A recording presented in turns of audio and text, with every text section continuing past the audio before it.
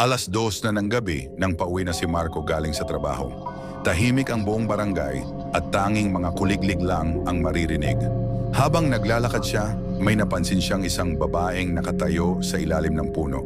Nakaitim ang damit nito at nakatalikod.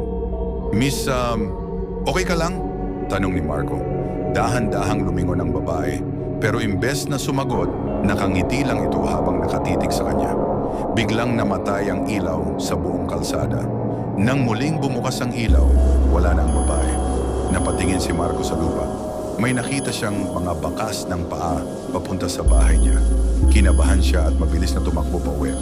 Pagdating niya sa pintuan, narinig niya ang boses ng kanyang ina mula sa loob. "Marco, huwag kang papasok." Natigilan siya. "Ma, bakit?" Sumagot ang kanyang ina. "Dahil kanina pa kita naririnig na naglalakad sa loob." Napatingala si Marco at doon niya narinig ang isang